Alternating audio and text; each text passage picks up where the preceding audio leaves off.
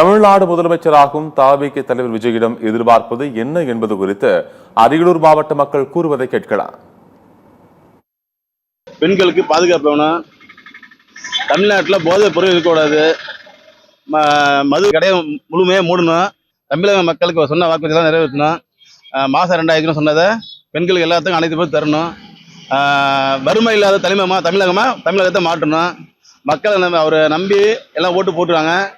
அவர் மக்களை நம்பி செய்வார் தான் செஞ்சுருக்காங்க. அவர் ஏதாவது நல்லது செய்யணும்.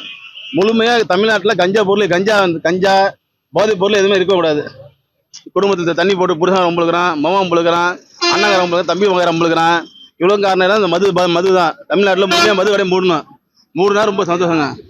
இலவச பேருந்து, சிலிண்டர், இதுபோல் பல திட்டங்களை வைத்து அவர் தேர்தல் அறிக்கையாக அறிவித்திருக்கின்றார்.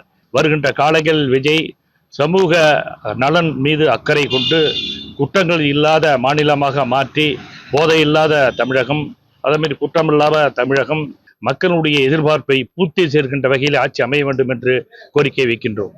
நிறைய செய்யறேன்னு சொல்லியிருக்காங்க. பெண்களுக்கு பாதுகாப்பு எடுக்கப்படும் அப்படின்னு சொல்லியிருக்காங்க. ஏதாச்சும் தப்பு நடந்தா உடனே நடவடிக்கை எடுக்கப்படும்.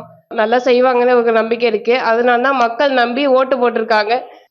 இளைஞர்களுக்கான வேலை வாய்ப்பு, இதில் கூடுதல் கவனம் செலுத்த வேண்டும் என்பதையும், அதிருப்தியான போதைப் பொருள், அதே போல வேலையின்மை, பெண்கள் மீதான வன்முறை என்று சொல்லப்பட்ட அந்த தாக்குதல், அந்த தாவேகா சொன்ன விஷயங்கள் மீது கூடுதல் நடவடிக்கையும் கவனமும் நிச்சயம் செய்ய வேண்டும் என்பதை வலியுறுத்துகிறோம்.